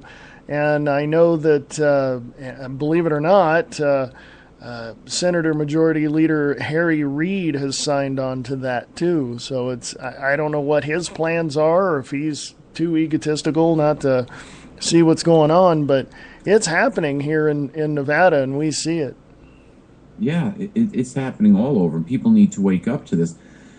Not so much that I'm endorsing protests or get out there and do what you can. I'm not endorsing any of that. No. Because, I've got to take... Jesus never once said, pick up the sword and let's go. He did question on the night that he was arrested. He asked Peter, or he asked his disciples, does anyone have a sword? And Peter said, yeah, I've got one. But what happened when Peter went to use that sword a couple hours later? Yeah. He whacked off the ear of the slave of the high priest, and Jesus reprimanded him for it. Yeah. And he put that ear back on. So we don't need to get involved in any dispute. No. Now, if you want to, that's your business, but it may not end well. No. It's best to stand clear. In Matthew, the 24th chapter, when Jesus' disciples approached him and said, what would be the sign of your coming? What things should we look out for? Well, what did Jesus say? He said there would be wars and rumors of wars. There would be food shortages around the world. There would be earthquakes in one place after another. Yeah. Earthquakes over the last 15 years have increased over 700%. Exactly. Over the past 3 days, there has been a major earthquake each day, 6.0 or larger, around the globe. Yeah. One a day for the last 4 days, actually.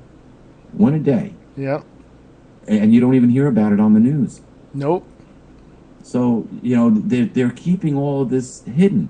But the one thing, when you read down further in Matthew the 24th chapter, Jesus says, when you catch sight of the disgusting thing standing where it ought not, then it's time to flee to the mountains. He said, don't even come down to get your belongings. Just leave. Yep. Leave the city of Jerusalem. Well, in the first century, that disgusting thing happened in 67. In the year 67, what had happened? The Roman armies came. They encamped around Jerusalem. They actually tunneled under the temple wall, and they came up inside the most holy. The thing that caused desolation was standing where it ought not.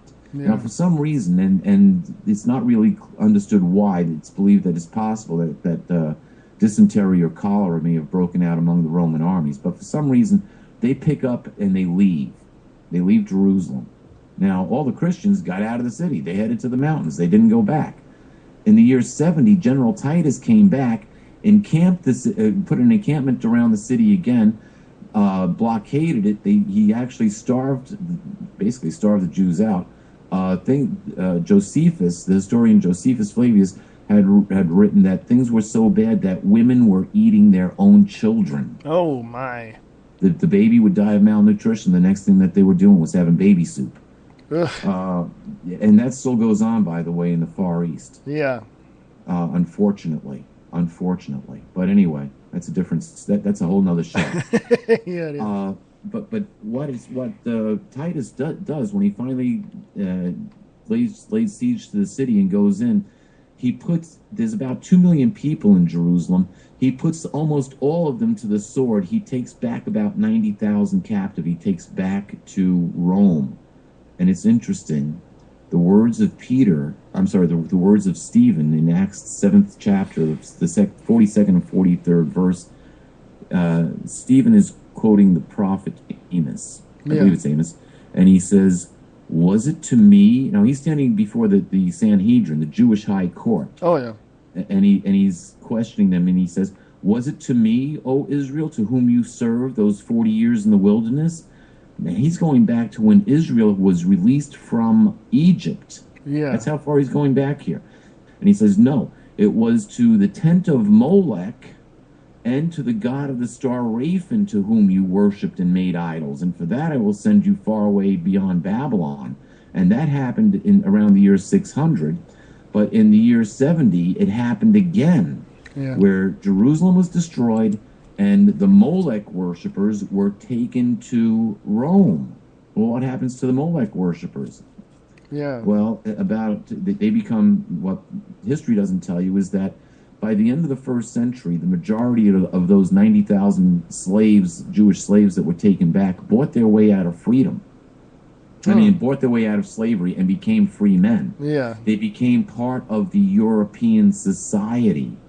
And 1,000 years later, they sent their descendants back to Jerusalem in the name of the Crusades. And what happens? Yeah. The Knights Templar come into Jerusalem. They kill everyone. Man, woman, child, Christian, Jew, Muslim, didn't make any difference. They killed everyone in the city, and then they started digging. Yeah. What were they digging? First of all, how did they know that there was something there worth digging for? Yeah. They had to have inside information from the people who put it there, their ancestors. Yep. And so now that those Molech worshippers get all the old documents back, all the old educational books, the Kabbalah, maybe they get a stipend of gold and wealth that was buried under there. And all of a sudden, within the next 300 years, they transform Europe from wood into stone. Yeah. And we have all of these stone edifices, these fantastic castles that start going up, these great cathedrals that start being built, all under the Knights Templar. But what do they do more? They give us our modern banking system. Yep. And our modern banking system can be tracked right back directly to the Knights Templar. Yep. So these same families who marry into the elite of the rulers in Europe now become more powerful through the banking system. They're able to control the royals of Europe, and they're able to now control nations by establishing a federal bank within every nation or within every country on the face of the earth. Yeah. The only countries on the face of the earth that don't have a federal bank controlled by the Rothschild family: North Korea, Iran, and Cuba. Wow. All communist countries. Yeah, communist, or at least countries that are, in the case of Iran, that led by a religious authority. Yeah. Before that, you could have added Libya and Iraq to that list. Yeah, and most of those Middle Eastern countries, and I believe it went from, I think it was coming out of, I was going to say Iran, but that's not right. Most of those Middle Eastern countries are theocratic, and they want to stay that way. Yeah, pretty much. And you know, that was the thing with the Statue of Liberty. Mm-hmm. It was originally built as a statue of ISIS, and the original place that it was supposed to be put was at the entrance of the Suez Canal. But the theocratic government, the theocratic Islamic government of Egypt at the time, said, "Get that idol out of here. Yeah. We don't want any part of that pagan idol." So where did they put it? They gave it to the Freemasons, who put it in the harbor of New York City. Yep. Yep. And that's interesting how it all ties together. I was talking to, when I was up here in Virginia City, Nevada, I was talking to a historian up there, and she told me her boss that she was working for said, oh, there were no Knights Templars in Virginia City. There was none of that. I found a picture of what the Mason Church is, a Freemason church up there in Virginia City, and I saw the older building, and right at the top it said Knights Templar. Absolutely, and they're still alive and well. Oh, they yeah. Actually are. They're still alive and well. Yeah.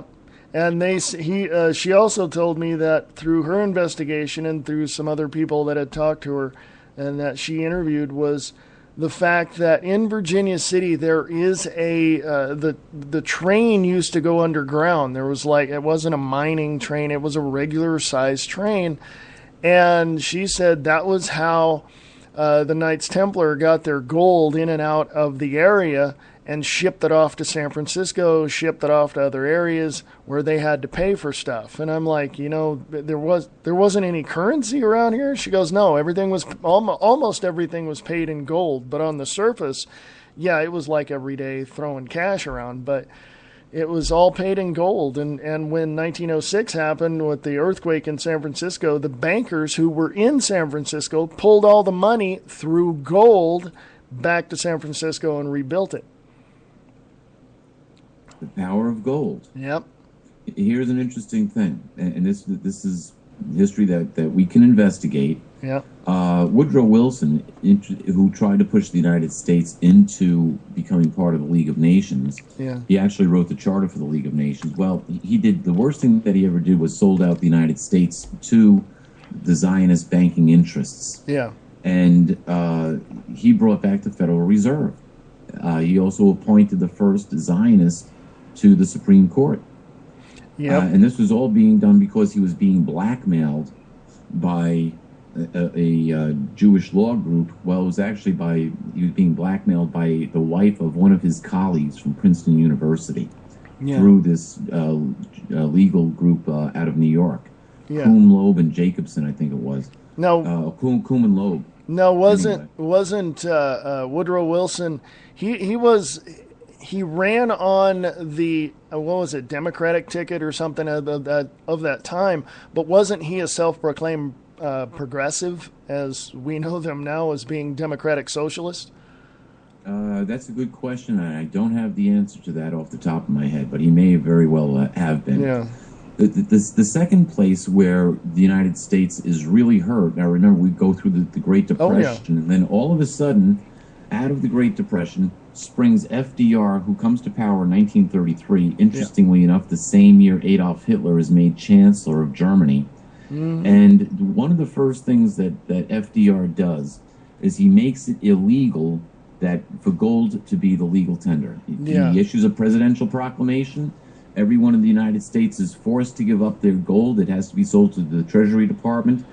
$380 billion worth of gold at the price of $20.67 an ounce was bought by the Treasury Department, or actually was bought by the Rothschild family through the Federal Reserve System. Yeah. So now you had $380 billion.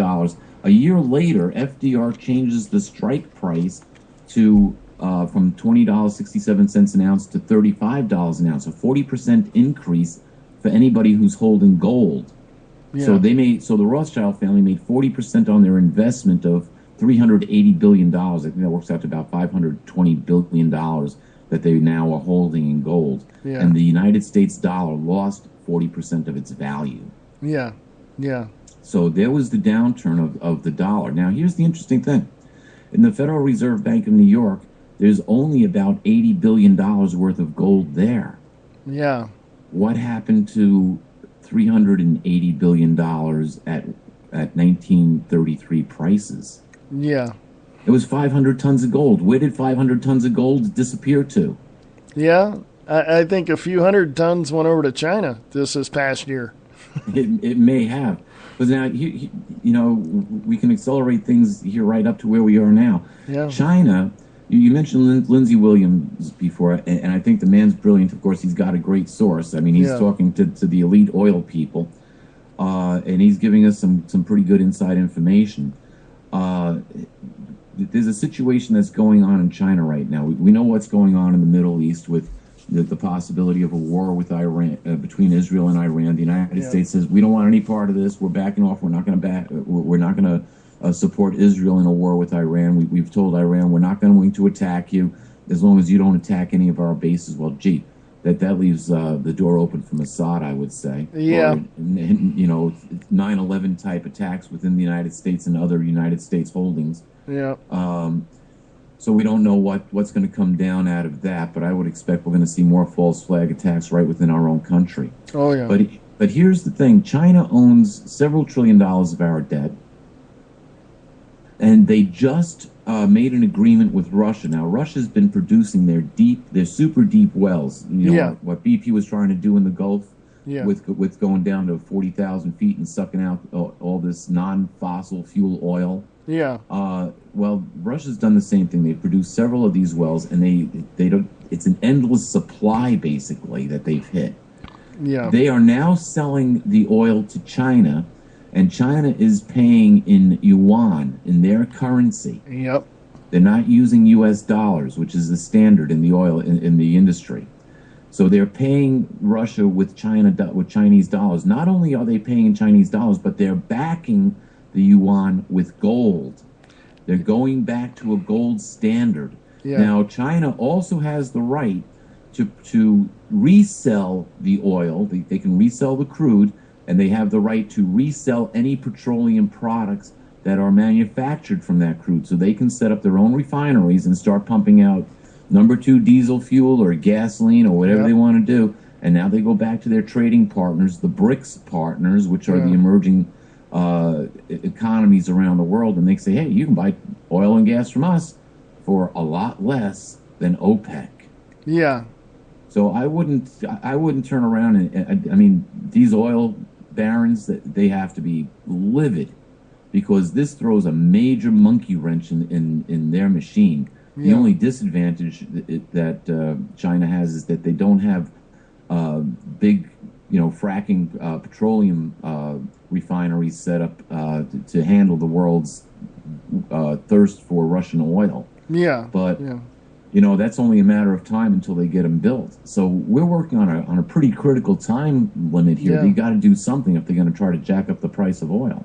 And I believe this Keystone Pipeline should go in, because my girlfriend's kids live up in Montana, and the biggest oil fields reserves that you'll ever see are North Dakota, Montana, South Dakota, and also down in Colorado and around Utah. And it's like, if we started pumping, we wouldn't need OPEC or China or Russia or anybody to feed us the oil we need.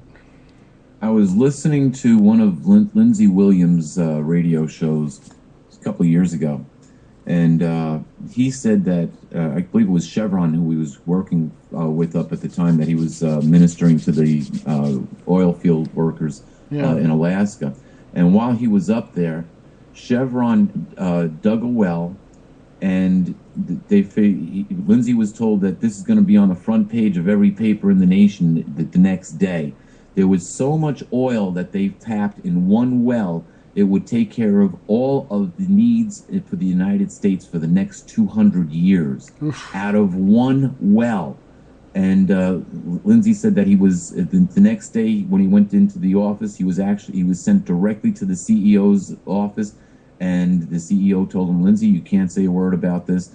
Overnight, the government got involved, and they made this well classified. It's now part of the Strategic Energy Program. We can't talk about it. Yeah, and that Strategic Energy Program, and I think there's something additional to that literally we cannot go to whatever that protected land up there. Anwar, is that right?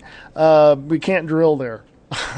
So. Well, yeah, they don't want us to drill there is what it is, but let oil prices get up to $10, or let gasoline get up to $10 a gallon, and watch where we'll drill all over the place. Oh yeah. The Congress will write permits so fast that their pens will run out of ink. Yeah.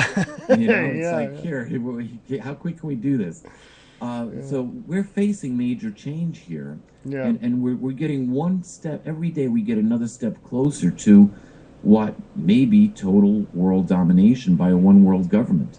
Exactly how that happens, the scriptures don't say, but they do say it's going to happen. We know with the Obama health care that come spring, everybody's supposed to get an RFID chip. So guess what? If you get sick, you can go to the hospital, they scan you, and they got all your medical records as part of the health care bill. Welcome to taking the mark of the wild beast. Exactly. I was talking. Now, in your opinion, just looking at the whole general aspect of it, and I've talked to pastors and elders and even people in the Mormon Church and Jehovah's Witnesses in California, they think the same thing. Something is going to happen. We just don't know the method by which it's going to happen. But in your general view of all of this, what would be that one catalyst, that one thing that would set everything into place? War with Iran. Yeah. Here's the thing. This is I've looked at all the possibilities, and they can pull so many switches. They can trigger this so many different ways. It's almost impossible to come up and say, well, this is going to happen. But what seems to be the most logical is that something needs to happen to force us into wanting to join or become a one world government. Yeah. Now, it's interesting. Reagan, when he was president and addressing the United Nations, he made the remark, if we wouldn't settle all of our differences and work together if we were invaded by some outside source, by a source alien to Earth. And then he says, he asked the question, isn't there an alien force among us already? Yeah. Now, why would the President of the United States say this at the United Nations? Exactly, and I saw that one. I was around, and I saw him say that, and I'm like, is he saying what I think he's saying? And that brings me back to the question of now, regardless of whether people believe that there's aliens out there, I myself believe we're not alone in this universe. I also believe they've extraterrestrials have visited here. If not, they're here already. From certain points of view, people say that there's this idea that there has to be an intervention before the one world government. Do you think there's an alien connection there as well? Yeah, you see, the way that I look at it is, if we get involved in a nuclear war, well, let's say I've been listening to this. This is the third year now where Israel's supposed to be attacking Iran. Yeah. Let's say they do attack Iran. Let's say there's a limited nuclear exchange, but now the United States, Russia, and China are all going to be involved in this. Right. What if the generals got their fire order and they all hit the buttons And those nukes went off, and all of a sudden they started dropping out of the sky one by one. They just dropped out of the sky, never hit their targets, and all of a sudden you get a Project Bluebeam or some sort of alien invasion, as von Braun said would happen. The last card that they would play would be the alien card. Yeah. Now the aliens come and save us. They say, hey, humans, how stupid are you guys to destroy your own planet? You know, something drastic has to happen for every government in the world to turn around and say, okay, we want to be part of a one world government. Right. We saw World War I give us the League of Nations. World War II gave us the United Nations. The same organization with bigger teeth. We're told in Revelations that there's the image of the wild beast who is going to demand that everybody worship it or it will kill them. Yeah. And then we get the record in Revelation 17 and 18 where this wild beast is going to demand total domination and it destroys religion. Yeah. You know, if we have an alien invasion and form a one world government, and the one world government turns around and says, well, you know what, we're just going to do away with religion, how many people would be up in arms? Oh my. You go to your local church and find it closed. Well, guess what? You go to your local synagogue, find it closed. You go to your local mosque and find it closed. Yep. You're going to have Islam. If Islam got that upset over a poor movie that was made to insult Allah and Muhammad, what are they going to do when you close their mosques? Oh my. Yeah. You see, and so we saw protests go from Europe all the way to Indonesia over a stupid movie that high school kids could have done a better job at. If the world is that fragile now, what happens when you close their churches or places of worship? Exactly. I've been fortunate enough to sit down with people who are like hierarchies in the Catholic Church in San Joaquin County, and been fortunate enough to talk to pastors, and it's kind of strange because I see all these churches competing like it's a game. But I sat down with a few of them and they said, no, we all get together at lunch. We go out on a Sunday or a Monday or something. We all have lunch together, and I'm like, what? So are they all working together and understand what's happening, or this is crazy? Well, here's a little insight for your listeners. Look up Astana on Google. Astana. Yeah. It's the new capital of Kazakhstan. Yeah. And there is, you could swear it's going to be the seat of the New World Order throne. Yeah. They have a building which is shaped like a pyramid, which is for international, for a one world international religion. Yeah. All faiths and all faiths can meet there. All dominations can meet there because they're all going to be under a one world religion.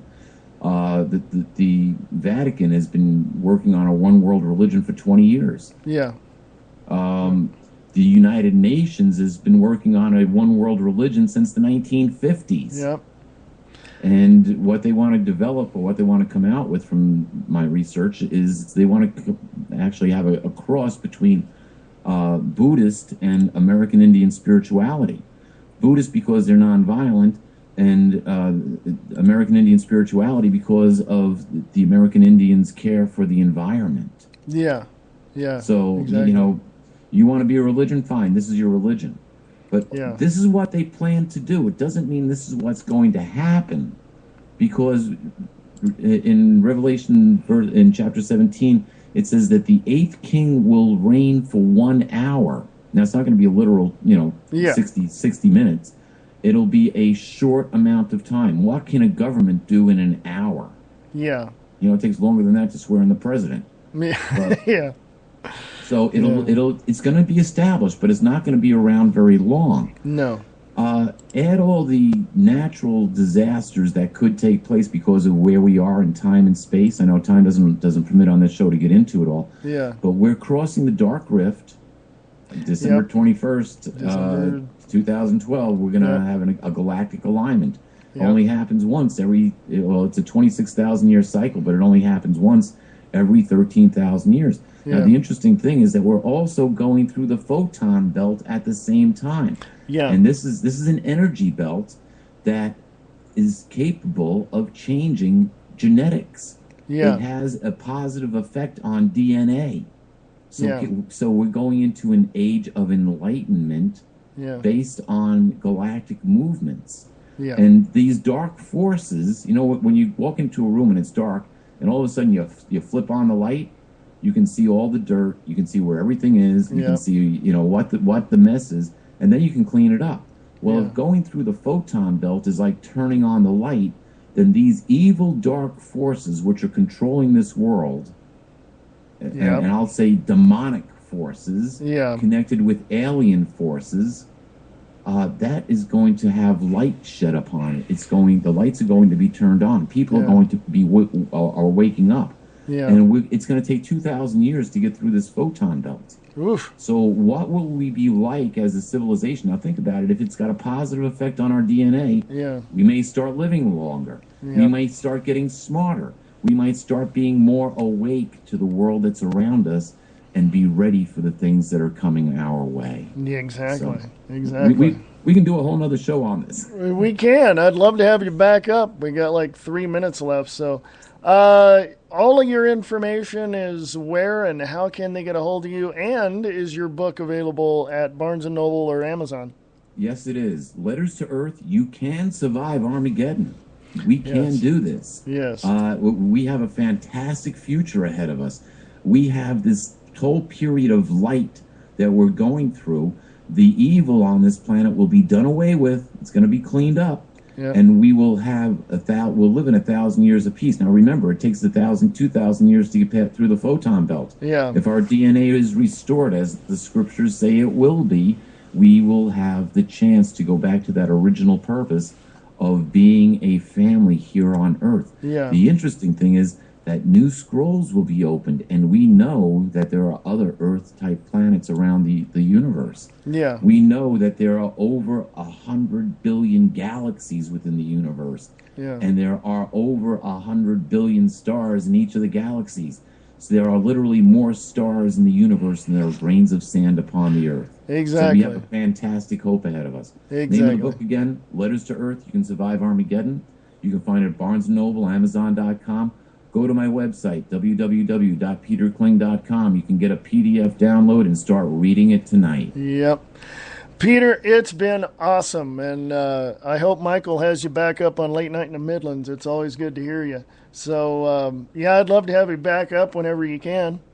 Whenever you want me to, just send me an email. You know how to get a hold of me.